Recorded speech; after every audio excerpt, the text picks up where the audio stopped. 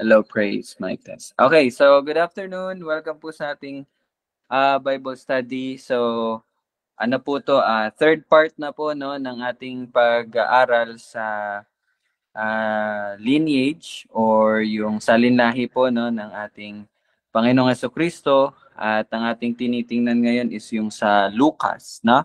Chapter 3. So, sana nabasa niyo po yung link na sinend ko po, no? Para mas magkaroon tayo ng mabilis na discussion. Okay?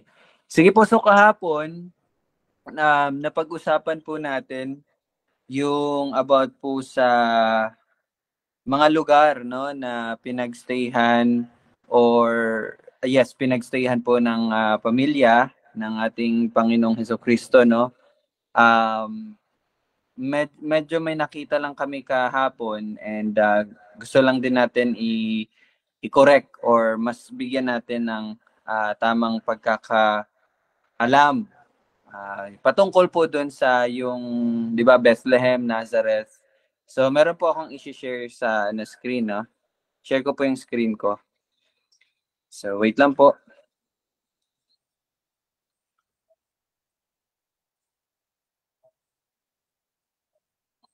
Ayan, nakikita niyo po ba? Alright.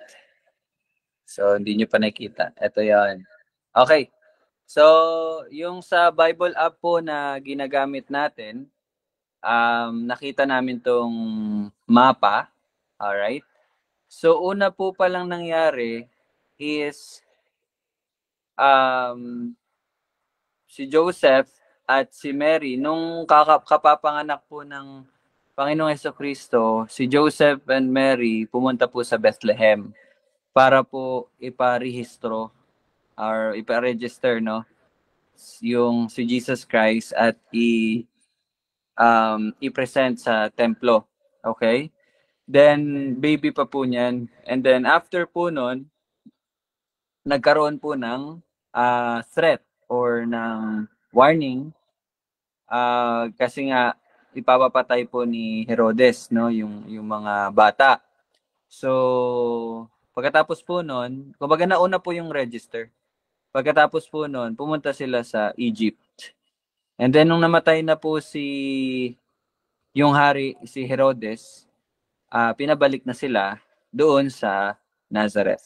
So, yun po yung tamang sequence. So, kahapon medyo na-interchange lang po natin. So, naintindihan niyo po ba? So, yun po. Alright, yun lang. Yun lang yung gusto namin ipakita. Okay?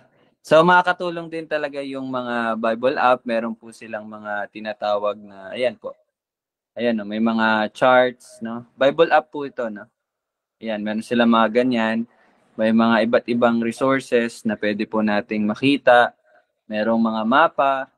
Ayan, no? Meron pong mga, ano ba?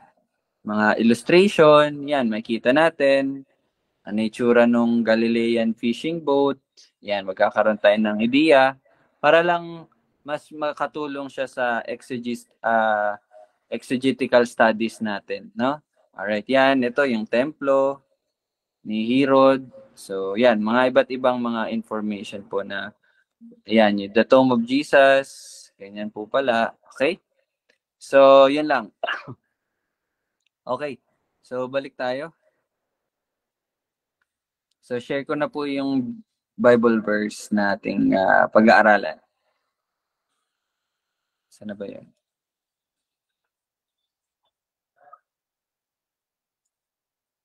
Okay, tayo po ay manalangin muna sa ating pagsisimula. Let's pray. Our Father in Heaven, Lord, maraming salamat sa panibagong araw na aming mapapag-aralan ng iyong salita. Patuloy mo pong turuan at um, gabayan ang bawat isa sa pamagitan ng iyong salita at sa pagkakaintindi at pag-unawa na iyong ibibigay ay makakatulong ito sa paglago at pagpapatibay ng aming pananampalataya at pamumuhay para po sa iyo, Panginoon. Salamat sa gagawin at ituturo mo po ngayong hapon na ito. Amin ka pong pinapasalamatan at tinataas ang iyong pangalan. Ito aming panalangin sa pangalan ni Jesus. Amen. Okay. So, let's continue dito sa ating study. 23 to 38. So, kahapon po, meron po tayong question kahapon. Okay? Sino po nakakatandaan ng tanong kahapon bago tayo magtapos? Tandaan nyo ba?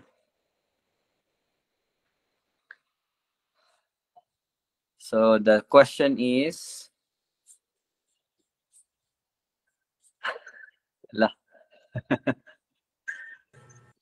Sige, ma'am. Ano yung question daw kahapon? Question kahapon. Kung ano yung kaibahan ng ano. Ay, bakit may dalawang linya na pinag-usapan? Yes, okay. So, bakit po may dalawang linya? Kasi nga, sige, para po mas maging... I think pinakita natin yun no? Sa Lucas po, verse 31, kung makikita nyo po dito, no? Ang sumunod po kay David, si Nathan. Okay? Or si Nathan. Okay? So, actually, pabaliktad po kasi. Sa Matthew po, galing po kay Abraham to Jesus Christ. Okay? Ganun po yung ano kay Matthew. Nagmula kay Abraham to Jesus Christ. Dito naman kay Luke, kung mapapansin nyo, pansinin natin sa 23, mula kay Jesus Christ to pinakahuli to God. Okay? Pabaliktad. Alright? So, kung titingnan natin sa 31, so ibig sabihin, pagkatapos po ni David, ang anak niya na binanggit dito sa genealogy ni Luke is si Nathan. Hindi po si Solomon. Pero kung titingnan natin muli sa Matthew 1, anong verse yun? Verse 6 ba yun? Ayan. Tingnan niyo po ang sunod. Kay David, at naging anak ni David sa asawa ni Uriah, si Solomon. Okay? Dito na po actually magkakaiba, no, yung daloy. Dito magsisimula. Okay? Kay David, dito na po na break. Kay Matthew, si Solomon ang kanyang sinulat. Kay Lucas naman ay si Nathan. Okay, bakit magkaiba? Nagkamali po ba silang dalawa or sige, tingnan po natin no sa mga pag-aaral niyo po. Bakit po magkaiba? Bakit hindi si Solomon ang sinabi dito? Bakit si Nathan? Sino ba si Nathan? 'Di ba? Sinearch niyo po ba? No, nag-search po ba kayo? Bakit sino ba tong Nathan na to? Okay? Sige, anyone. Ngayon is time niyo to usap-usap tayo. Nandito na yung bookshelf, tol. Ayan, mag-aaral na talaga ng... Oo. Na-assemble nyo na? Ito yung na-assemble pa nga namin. Okay. Patingin mamaya. Yung sagot? Sige. Akala ko si Mami magsasagot. Kaya nag-aaral. Hindi pala. Kumbaga, ang naalala ko lang, tol, kasi, di ba may dalawang linya na pinag-usapan. Galing kay David sa asawa ni Urias, yung kinovet niya na asawa ni Urias na si Bathsheba. So yung unang anak si Solomon, tapos pangatlong anak na si Nathan. Tapos yun nga, si Nathan nabanggit kay Lucas, kasi pabaliktad yung kay Lucas, yung mula kay Jesus patungo kay God. Tapos ito naman kay Matthew, ang binanggit is yung si Solomon naman, bilang sa kanya nanggaling kumbaga sa kanila, kay Solomon tinrace naman papunta kay Jesus Christ.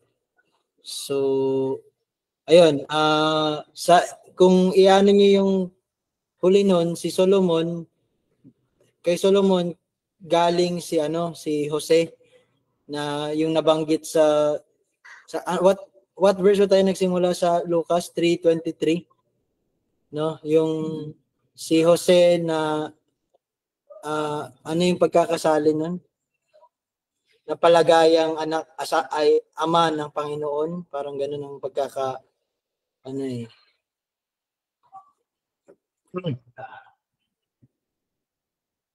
Ayun. So, yun, kay Jose, si Jose na bilang anak siya ayon sa ipinalagay ni Jose. So, si Jose yung tinutukoy dito. So, yung line ni Joseph, towards ang kung ite-trace kay Solomon. Tapos naman yung pabaliktad naman from Jesus Christ, pag tinrace natin patungo dun sa linya naman, linya na kumbaga pabalik dun kay Nathan, kasi si Nathan niya yung nabanggit. So, ano naman yun, galing naman kay dun sa lolo, kumbaga ni Jesus Christ, sa maternal side kay Mama Mary. So, yun lang. Hindi ko na napag-differentiate bakit galing kay Solomon, saka bakit yung isa galing kay Nathan. Basta ngayon, ang nakita natin, merong dalawang family tree na pinakita si Matthew, family tree sa tatay ni Jesus Christ. Nga sabi nito, ayon sa pagpapalagay na siya nga yung tatay. Pero merong bisa yan, bakit nilagay yung ayon sa pagpapalagay? Kasi hindi naman talaga siya tunay na tatay. No? Alam naman natin na the birth of Jesus Christ is hindi immaculate. Kumbaga, the virgin birth. The virgin birth of Jesus Christ. So, yun. So, yun lang yun lang na. Okay. Alright, salamat, Tol. So, yun po. Sana hindi to magdulot ng confusion sa bawat isa. Actually, kasi nagkaroon to ng issue na yun nga, nakapag-usap din kami nila Gab nung nakarang araw kasi daw inadapt daw kaya naging Eli, naging Nathan. So may mga ganun pong sabi-sabi. Pero hindi naman po pala mahirap ito intindihin bakit magkaiba yung pangalan, lalo na pagkatapos nung kay David. Doon na po kasi magsisimula yung pagkakaiba-iba. Now, para po mas mapadali po nating maintindihan, basahin po natin sa 1 Chronicles chapter 3 verse 5. Tingnan niyo po. Ito ang mga ipinanganak sa kanya. Sino yung sa kanya dito? Si David po ang tinutukoy dito. Ito ang mga ipinanganak sa kanya sa Jerusalem. Sina Shimea, Sobab, Nathan, at Solomon. 4 kay Batsuwa na anak na babae ni Amiel. So, si Batsuwa is Batsiba po, no? Okay? So, ibig sabihin, David and Batsiba, nagkaroon sila ng 4 na anak. So, isa po doon si Nathan, isa po doon si Solomon. Now, kanina nabanggit po natin na kung mapapansin nyo po sa Matthew, nagmula kay Abraham. Okay? Abraham to Jesus Christ. Tingnan nyo po, no? Abraham to Jesus Christ. Now, kay Lucas, from Jesus Christ to God. Or sabihin natin, sige, kay Abraham tayo. Jesus Christ to Abraham. Okay? Pero sa Lucas, hanggang doon kay God, di ba? Pinapakita talaga doon na ang Panginoong Jesucristo ay anak ng Diyos. Okay? Now, bakit po ganon? Kasi ganito po, ang purpose po kasi ni Matthew, again, is patunayan sa mga Hudyo na ang Panginoong Jesucristo ay tunay ngang galing or yung, kumbaga, yung seed, yung binhi na ipinangako, no? Mula kay Abraham, kay David, at yung ipinangako bilang magiging tagapagligtas or yung Messiah. Okay? Yun po ang purpose ni Matthew. Pero si Luke, he has a different purpose at ipinakita niya po dun kasi mahirap po na maipakita na si Jesus Christ ay tunay ngang galing kay David kung ito'y sisimulan niya muli kay Abraham. Kasi ganito po yun eh. Kung titingnan niyo po talaga sa kung babasahin niyo po, no, yun nga yung sinabi sa verse 23, napaka-importante ng verse 23, ayon sa ipinalagay. Okay? Kasi nga po, I think at ito malinaw na po sa bawat isa, kung tutuusin po talaga, hindi po talaga anak ni Joseph si Jesus Christ. Okay? Hindi po talaga anak ni Joseph si Jesus Christ. Okay? Sana maging malinaw po yun sa inyo. Okay? But, kung titingnan po natin yung, ano ba to? Custom or yung law, pwede po talagang mag-adapt. Okay? So, parang nangyari, naging adopted si Jesus Christ kung titingnan natin si Joseph. Okay? Kasi po ang hari ay dapat po talaga sa lalaki. Okay? Manggagaling sa linya ng lalaki. Okay? And Jesus Christ, yun nga, hindi talaga siya anak ni Joseph. And kung matatandaan niyo po, doon po sa sumpa kay Jeconiah, natatandaan niyo po ba yon, yung sumpa kay Jeconiah? Wala na po talagang magiging hari. Last na talaga si Jeconiah. So ibig sabihin, God is true to His word. Totoo ang Panginoon sa kanyang salita na wala na magiging hari. Now, so ibig sabihin, si Joseph kasi galing talaga siya kay Jeconiah. Okay? Linya nila yon. So, wala na talagang magiging hari sa linya nila. And it is true. Tunay ngang nangyari. Yes, anak si Jesus Christ ni Joseph, in a way of parang sabihin na natin adaptation, kasi nga ang anak talaga siya ni Mary. Naintindihan niyo po? Si Jesus Christ ay anak talaga ni Mary, humanly speaking. Okay? But since si Joseph pinakasalan si Mary, so naging adopted ni Joseph si Jesus Christ. Sige, tol. Hindi, wala tong ano, hindi to ano dun sa binibuild mo na ano to. Pero natuwa lang ako sinabi mo humanly speaking, kasi naalala ko yung sinabi ni Pablo, ni Pope Francis. Ayun, yung iano daw natin sa Mother of God daw eh. Mother of God. Yun. So, humanly speaking, yun po yung tamang ano daw. Humanly speaking, nanay siya ng Panginoong Jesus. Okay. Kasi nakita ko yung parang post nung kay Pope na. All right. So, bibigyan din natin yun, humanly speaking, or sa mata ng tao, indeed, it is true na anak ni Mary si Jesus Christ. Okay? Nasa linya po talaga yon. Okay? Teka, paano medyo naano ko sa pagano. Teka lang. So, yes, sige, tol. Nalito ka, tol? Sorry. Hindi. Okay lang. Alright, So, sige. Tama yun. Bali, yung tinutukoy mo kay Jose, legaliste, sa legal, tatay talaga niya si Jesus Christ kasi kinasal man sila. Kasal man sila. Yes, So, yes. legal anak talaga ni Jose by adoption si Jesus Christ. Pero naturally, Ayun, naturally, tama.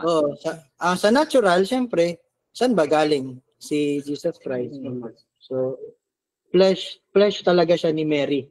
So, yung kay Lucas, galing sa flesh ni Mary, kumbaga yung generation. Pag sinabing generation po kasi, natural generational is from, yun nga, galing sa tatay. So, dahil babae si Mary, siyempre, so yung unang nabanggit dyan na si Eli, yun yung tatay ni Mama Mary. Okay. Amen. Okay. So, ayun po, no. Gusto ko lang din emphasize na yung totoo talagang Panginoon sa kanyang salita. Kasi nga, may sumpa po nga kala sa linya no ni Jeconiah. And indeed, hindi talaga nanggaling dun ang Panginoong Hesukristo. Okay? So makikita niyo doon, no? Grabe yung workings ng Panginoon talaga. Nakaka-amaze talaga, no? Now, kung titingnan po natin, again, si Nathan ay anak din po ni David. So ito pong pinag-uusapan natin, yung salinlahi na our family tree ni Mary. Okay? So yun pong kaibahan. Para hindi na po kayo malito, bakit iba kay Matthew, iba kay Luke? Kasi nga, kay Matthew, family tree ni Joseph, at kay Luke naman, family tree ni Mary. Kasi si Mary, ang tatay niya si Eli. So, kung papansinin niyo po dyan sa verse 23, sabi po dito, anak siya ayon sa ipinalagay ni Jose. Pero again, hindi po anak ni Eli si Jose. Okay? Okay?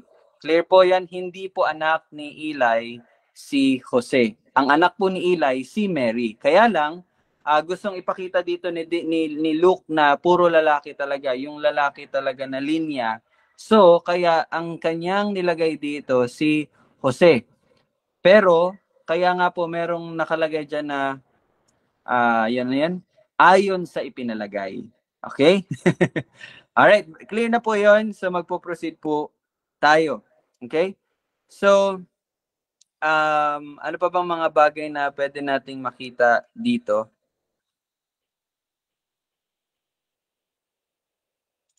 Sige po, no? So, balik tayo sa ayun, na-cover ko na kasi pala kahapon yan. Alright. So, okay, may note ako dito. Haba kasi na. Alright. So, kung titingnan din po natin, proceed tayo doon kay, may napansin lang ako dito. Ito, verse 35. Okay? Siguro maganda kung sa 36, pabaliktad tayo para hindi tayo malito, no?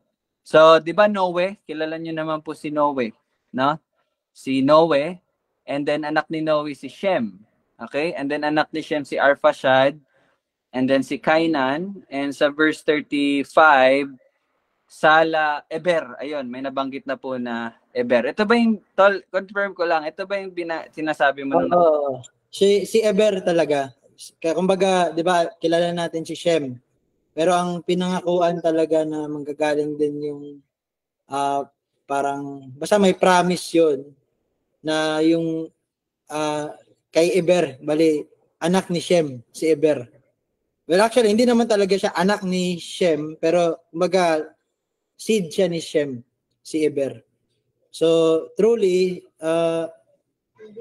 ano talaga, manggagaling talaga yung royal line kay Shem. No? Tapos ang magiging alipin yung kay Ham, yung sila yun. Yan, Iber. Yan yung Iber na tinutukoy ko, kaya Hebrew, di ba, ang tawag sa mga tao. So yun lang, gusto ko lang din siya ma-highlight para mawala na po sa atin yung pag-iisip na bakit tinatawag silang Hebrews? Bakit tinatawag silang mga Hebreo? Okay? Bakit naging Israelita? No? Parang ganon. So, kumbaga, dito pala natin makita na, kumbaga sa mas matanda pa, no, na pinanggalingan nila. So, kay Eber, which is doon ang galing yung tawag sa kanila na sila yung mga Hebreo. Okay? So ito po yon, no? Shem, and then pagkatapos si kay Eber. By the way, kung magbabasa po kayo ng Bible, minsan po sinasabi diyan anak ni. Okay? Pero mag-ingat po tayo doon, minsan hindi po talaga literal na anak. Okay? Pwede talaga minsan na sinabi sa Bible anak ni, pero ano pala yun, apo or apo sa tuhod. So parang ganun po. Tulad nito, hindi ko na mahanap yung verse pero kung titingnan niyo, medyo malayo si Shem kay Eber, di ba?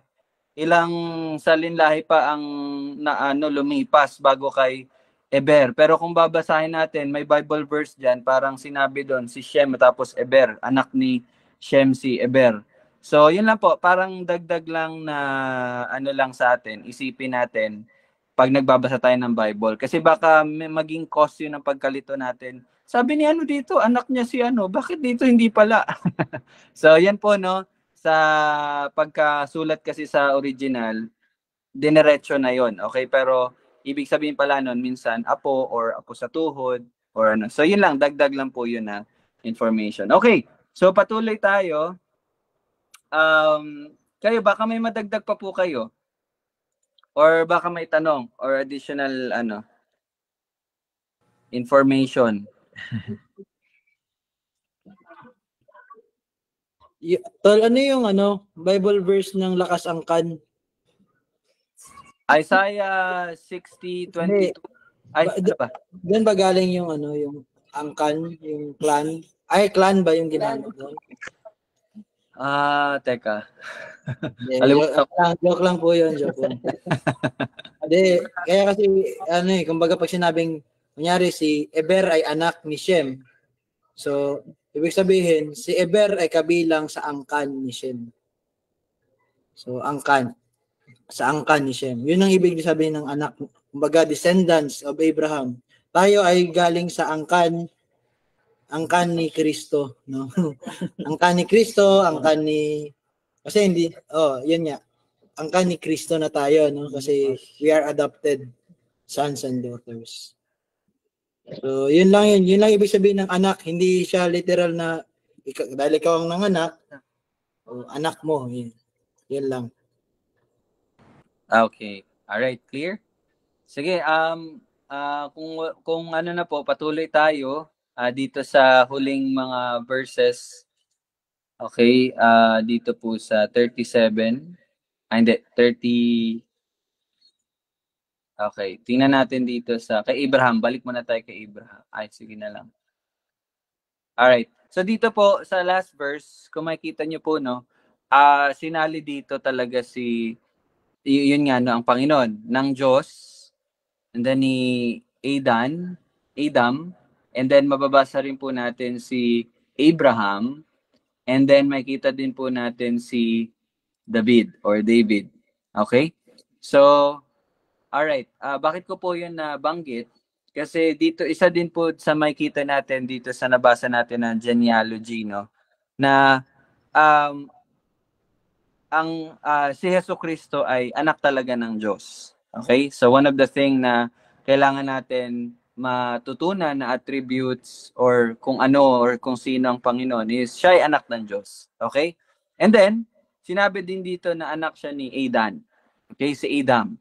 So, Adam is, yun nga, nabanggit sa Genesis at na-explain na din to ni Kuya na kumbaga, sa ayon lang din sa mga napapakinggan ko nito mga nakaraan, di ba si Adam is the first, di ba si Adam, first Adam, okay? Adam, siya yung representative ng natin, the humankind, no? Siya po yung representative. And then, dito po, pinakita na galing siya, no, sa angkan, or yung tinatawag na angkan, or anak ni Adam, na pagpapakita po talaga na ang Panginoong Jesucristo ay anak, kumbaga, tao siya. Okay? Dapat po natin maintindihan nang pumunta po ang Panginoong Jesucristo dito, hindi po siya yung 50% God, 50% tao. Okay? Mali po yun na pagkakaisip. Hindi rin po sinasabi na pumunta si Jesus Christ dito na tao lang talaga siya. Okay? Sige tol, gusto mo ikaw mag-explain nito? Hindi, okay lang. Tama na yung explanation. Pero yung nagsasabi na tao lang talaga siya, yun. Iglesia ni Cristo. So, yun. So, talaga, mali talaga yung claim nila na silang Iglesia ni Cristo sapagkat hindi sila nakabaon or sa katotohanan. So, ang katotohanan ay ang Panginoon ay Diyos at siya ay tao. Tao at Diyos. So, yan lang. Hindi lang siya tao lang. Tao lang po kasi ang turo sa Iglesia ni Cristo. Kaya klaro po, pag may nagsabi pong Iglesia ni Cristo at sinabi nilang sila Iglesia ni Cristo, sabihin niyo po, hindi po totoo yan. Tapos, i-share niyo na yung gospel sa kanila. Okay, so gusto ko lang din mag-dwell dito sa tinatawag na God-man. Okay? Again, mga kapatid, dapat maging clear po sa atin na ang Panginoong Jesucristo nang siya po ay pumunta dito, siya po ay Diyos, siya po ay tao. God-man. Okay? Hindi po siya naging tao, na tao lang nung nandito siya, mali po yung nakaturuan, no? At hindi din po siya 50-50. Sana po maging clear na to sa bawat isa sa atin. So, siguro matatanong nyo, at siguro masasagot to ni Kuya. Siguro matatanong nyo, why? Bakit? Bakit God man nung nandito po si Jesus Christ, no? Kasi alam ko po na ngayon kung naririnig niyo po ito, maybe may mga katanungan po kayo. Bakit? Ba't hindi siya totally tao lang nung nandito siya? 'Di ba? So, pasensya na to, alam ko hindi ako hindi na napaghanda pero nababanggit kasi. So, maganda rin na mapag-usapan. Ako kasi minsan tol talaga na amnesia lang ako. Actually, nabasa ko naman siya kanina. Na amnesia lang talaga ako. Minsan nahihirapan akong mag-explain. Pero alam ko naman talaga na ang Panginoon ay siya kailanman, no? Yung incarnation po ng Panginoon o yung pagiging tao ng Panginoon ay hindi po nangangahulugan na siya ay nung siya 2,000 years ago, nung siya ay pinanganak sa Bethlehem nga na napag-usapan natin sa bayan ni David. Hindi po yun ibig sabihin na pinanganak siyang tao at nawala na yung pagiging Diyos niya. Kasi ang mababasa po natin sa scriptures, sa Philippians yun tol Philippians 2 yata Philippians 2 verse 6 magsisimula or verse 5. Try natin. Filipos 2. Ayan, tama yan. Magkaroon kayo sa inyo ng ganitong pag-iisip na kay Kristo Jesus din naman, no? Na siya, bagamat nasa anyo ng Diyos, ay hindi niya itinuring na isang bagay na dapat panghawakan ng pagiging kapantay ng Diyos. So, klaro po, no? Na siya ay nasa anyo ng Diyos. Ibig sabihin, kailanman hindi nawala sa kanya ang pagiging Diyos niya. Okay? Pero, bagamat nasa anyo, no? Bagamat nasa anyo ay hindi niya itinuring na isang bagay na dapat panghawakan ang pagiging kapantay ng Diyos. So, kaya nung siya ay naging tao, pinanganak, kumbaga, pumasok sa sinapupunan ni Mama Mary, no? Na ngayon ay masyado nang bine-venerate ng Roman Catholicism, which, by the way, kasi naka-live tayo at lalakasan ko lang, sana may nakarinig, no, na mga Roman Catholic. Roman Catholicism po is not Christianity. Hindi po siya Kristyanismo. Actually, ang tawag ko na ngayon sa mga Katoliko, hindi na po Kristiyano. Mariano na po. Mga Mariano po yan, ang mga Katoliko. Romano, Katoliko at that. Kasi tayo, we are from the Catholic Church. So in the Universal Church. Because there's only one church and that is the Church of Christ. No? Iglesia ni Cristo. Hindi po ni Manalo. Okay, so yun.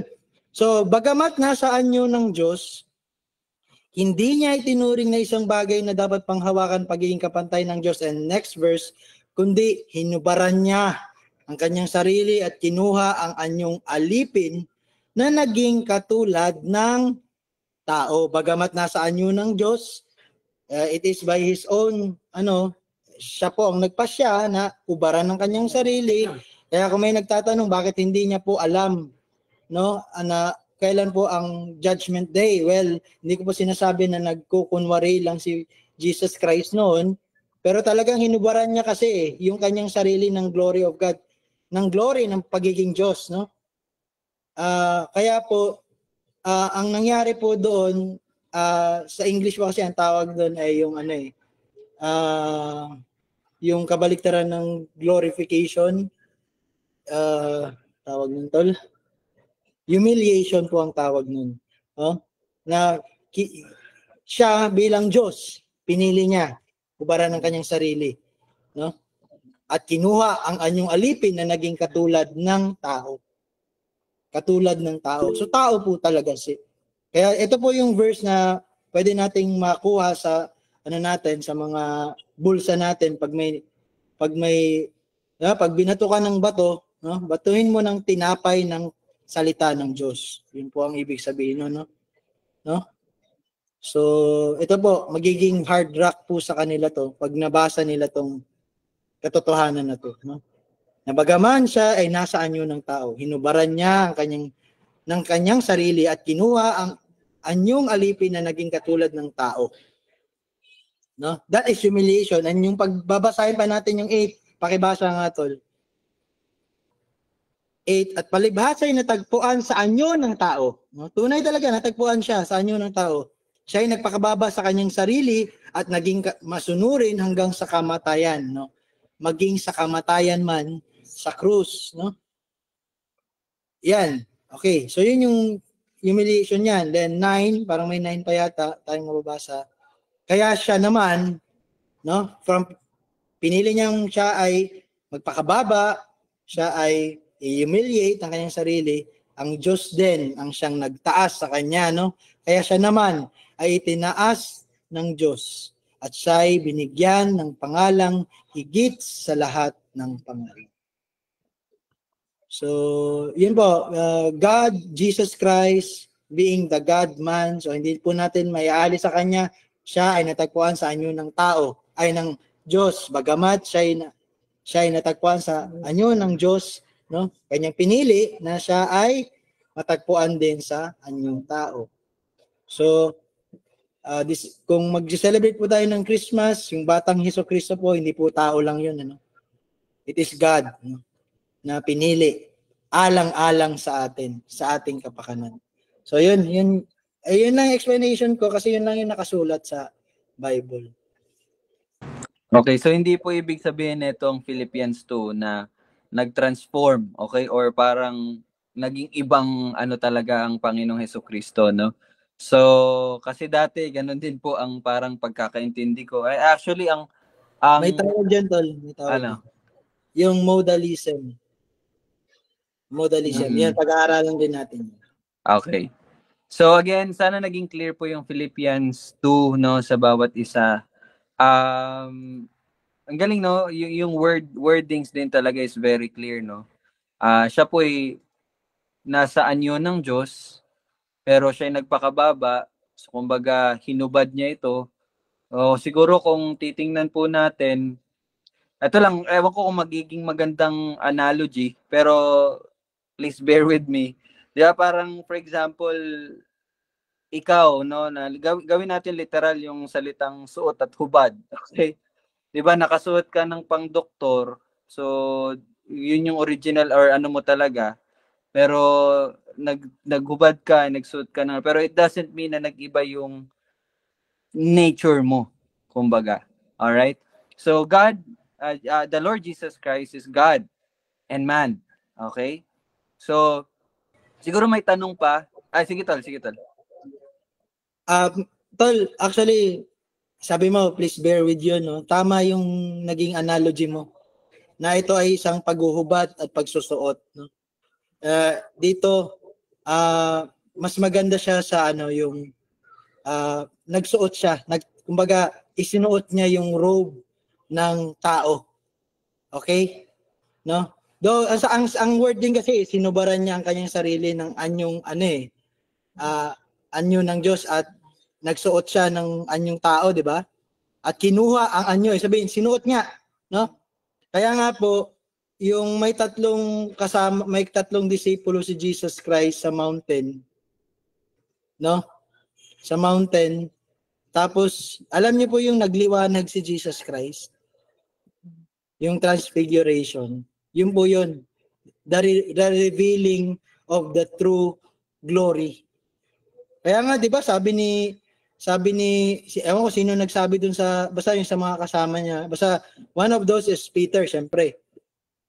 Sabi, mag-ano na tayo dito, magtayo na tayo ng tulda. Kasi nakita niya no? Nakita niya yung glory. Kaya sabi ko sa inyo, hindi talaga kailanman nawala yung pagiging Diyos, no? Ng taong si Hesukristo. Nakatago lang po yun, nakakonceal. Kaya sa mount na transfiguration, doon, inano niya, kumbaga pinamalas niya yung kanyang tunay na anyo. No? Kaya, di ba, nagliwanag yung kanyang, sabihin, nakaano lang talaga siya, tol, nakasuot na tao. Pero totoong Diyos siya. Pero totoong tao din naman, no? Kasi sinuot niya nga sinuotan niya. Ang Diyos nga, Ang Diyos nga, kaya niyang gumawa ng tao out of nothing, no? Siyempre, lalong kayang-kaya niyang gawing tao ang kanyang sarili. No? So, it is not, it is supernatural, but nothing is impossible with God. Okay? So, yun yung tama yung analogy mo, Tol. Sige, may dagdag pa. Mamaya, ikaw muna, Dad. Sige.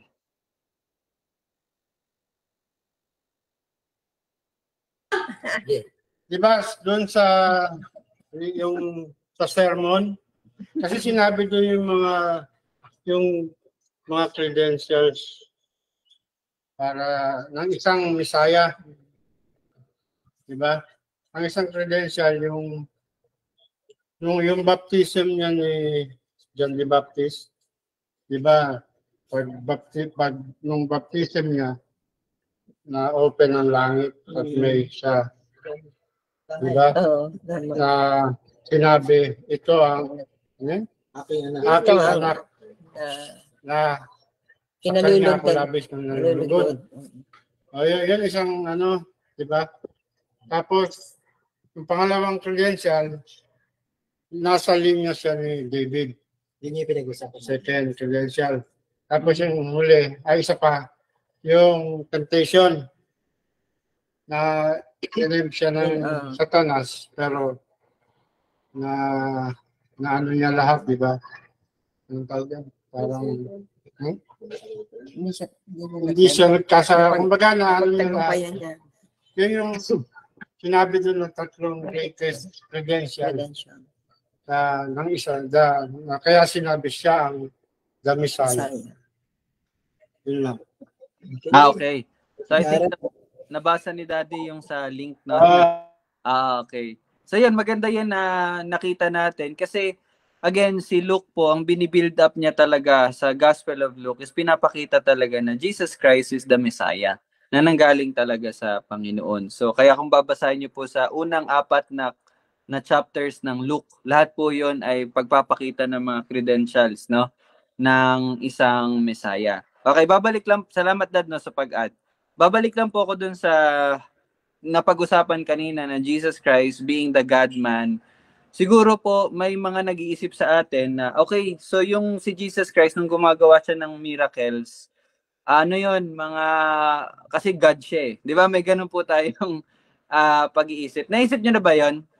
Nakagawa talaga miracle kasi God kasi si Jesus Christ. Naisip nyo na ba yun dati? Okay? Ngayon, mali po pala yun na, kasi dati ganun din ang pag-iisip ko eh. Na, again, yes, Jesus Christ is God and man. Okay? Pero, again, nung nandito po siya, kumbaga yung attributes, paano bang term na mas maganda gamitin? Kumbaga, he is really man, just like us. Tao talaga siya katulad natin, na walang kakayanan na gumawa ng ganito, ganyan. And ayon lang din po sa pag-aaral ko ng Acts, yung po palang mga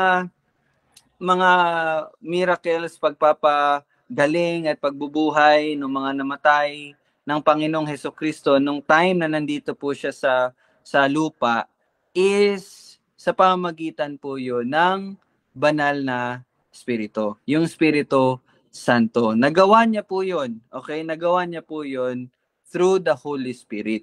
Okay? Hindi po dahil siya ay God na kaya, yeah, He is God.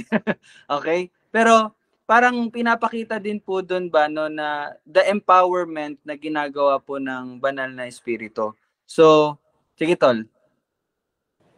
Okay. Maganda na na-point mo yan, Tol. Kasi ano nga naman kumbaga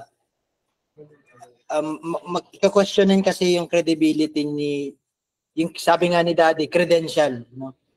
Nya bilang isang Messiah o bilang magiging kordero or yung alay. Talagang iningatan yun ng Panginoon. Kaya talagang siya ay hinubaran niya ang kanyang sarili at kinuha ang anyong alipin na naging katulad ng tao. Ayun yung next na verse niya, yun talaga yung verse nun. No? At palibasa yung natagpuan sa anyo ng tao. Ito. So tao talaga, tama yung sinasabi mo, Tol. Mali, heresy o maling katuruan yung nagsasabi na kasi God naman talaga siya eh. Nagtatago lang yan eh, no? Mali po yun. Heretical po na view yun. Tunay na tao, just like us. Tao talaga. Like, kaya nga nung tinanong siya, kailan ang judgment day or final day, ang ama lang sa langit ang nakakaalam, yun ang sagot niya. Hindi po nagsisinungaling ang Panginoong Hesus. No? Kasi nga, hinubaran niya yung kanyang sarili, no? Ng pagiging Diyos, no? At siya ay natagpuan sa anyo ng tao. At palibhasa ay natagpuan nga siya sa anyo ng tao. Siya ay nagpakababa sa kanyang sarili at naging masunurin hanggang sa kamatayan, maging sa kamatayan man sa krus. Now, it will take us to the point na gustong ipunto rin ni Rael, no, sa araw na to. Bakit siya nakakagawa ng mga milagro? And yung mga milagro bang iyon ay katulad ng milagro ni Joey Tibes, milagro nung mga Ann Creek o sino pa mang kilala natin, Benny Hinn, okay?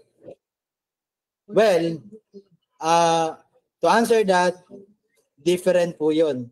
No? Different spirit po yun. Kasi itong mga self-appointed apostle, self-appointed po talaga sila. Pero ito, bakit po nakakagawa ng milagro si Jesus Christ? Same as bakit nakakagawa ng milagro ang mga apostol, no? And that is to give credibility to their claim. So when Jesus Christ claimed to be the Messiah, it gives him the credibility. And it is by the power of the Holy Spirit. Yun po talaga yung power ng Holy Spirit. Truly, Holy Spirit is powerful.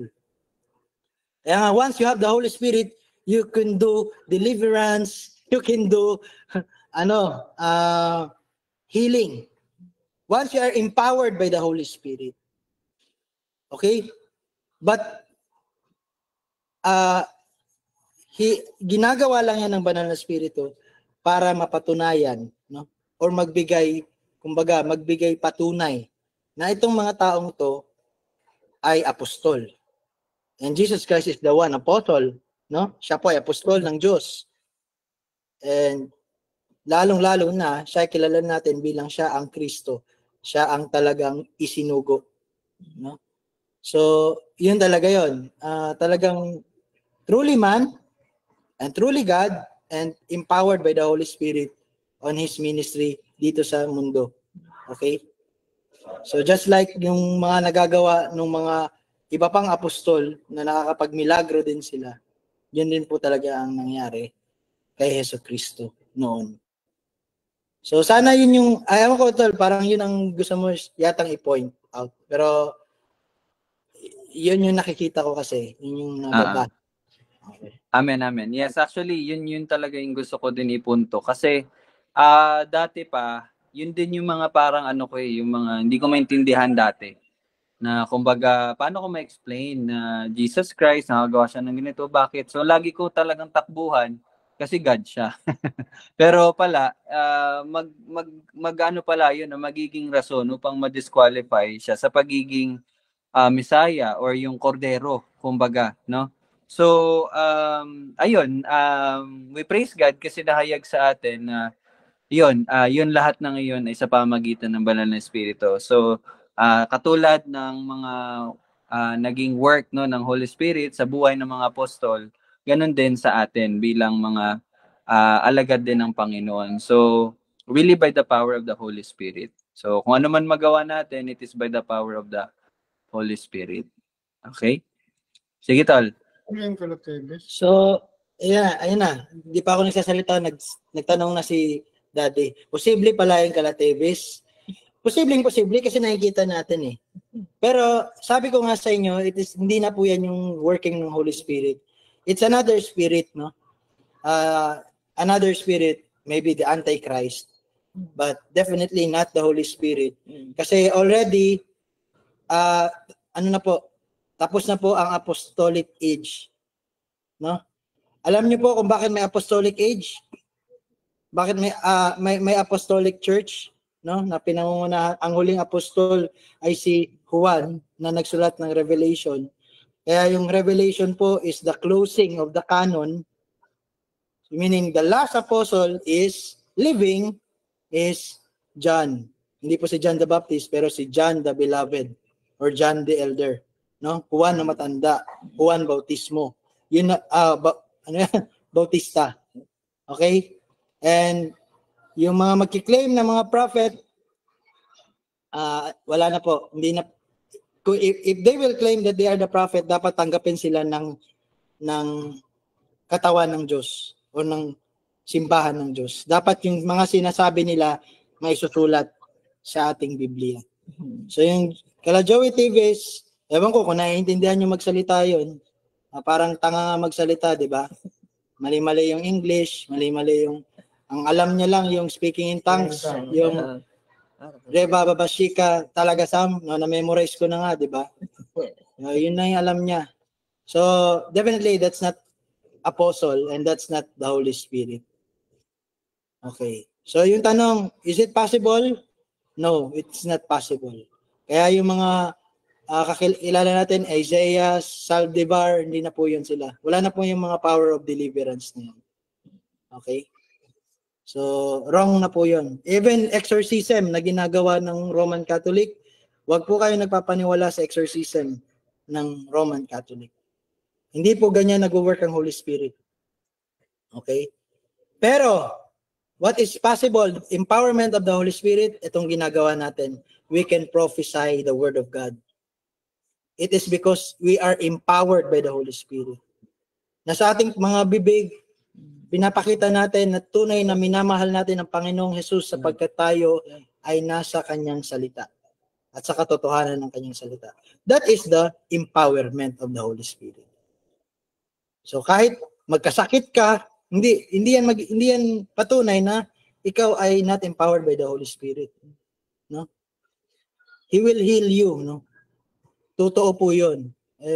Ano ba yung sakit talaga natin? No? Actually, hindi nga sakit, estado eh. Patay po tayo pero binuhay niya tayo. So 'yun.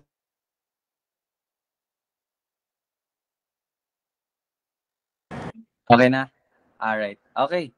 So, ayun na, we praise God sa mga clarification at yun, mga itinatama talagang mga pag-iisip at katuruan. So, I think natapos na natin yung sa genealogy, no?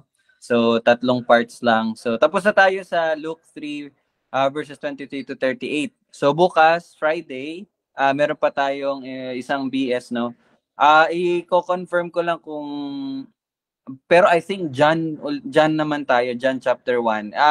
Magsasend lang po ako ng message para bukas makapaganda po kayo sa ating Bible study. So again, kasi nga chronological, pagkasunod-sunod talaga itong ginagawa natin gamit po yung yung 4 gospel books. So I think John ata nakita ko. Sige Dad. Mag-a-announce na rin ako. Tapos na yung bakasyon ng Super Tatay at Super Nanay. Meron tayo sa Friday. Bukas. Saan? 2 Corinthians chapter 7. Wow. Paki-study na. Wow. Galing. Okay, yan daw mga Super Tatay at Nanay, no? Sali po kayo. Maganda rin na makasali si Lolo Myong, pati si Lola Lita. Pwede na po sila sumali, no?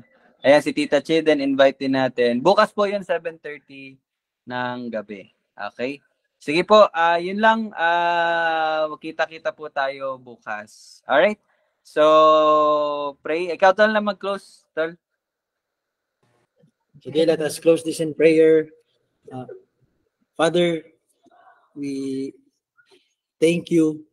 Salamat po, Panginoon, na tunay na ang Diyos ay naging tao para iligtas ang tao.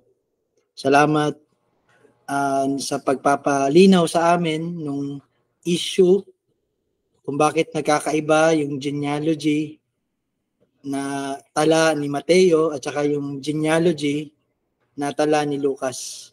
At ngayon, naintindihan po namin na tunay na magkaiba nga po talaga sila na genealogy. Ang una ay genealogy ng kanyang naturingang ama sa batas ng pagkakasal ni Jose at ni Maria.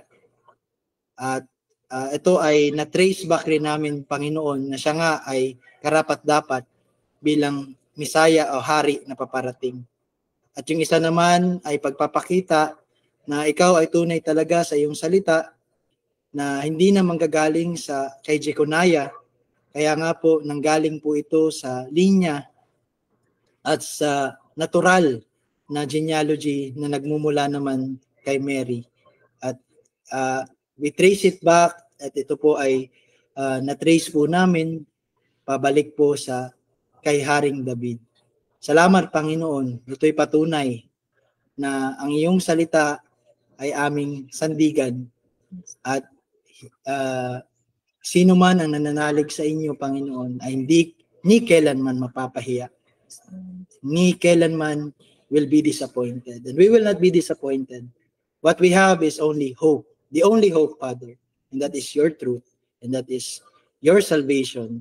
Because you are true Messiah, Lord Jesus Christ. Amen and amen. Amen. Okay, thank you po sa lahat. Bukas po ulit, no? 4:30. God bless. Bye-bye po. Bago. Bye, God bless.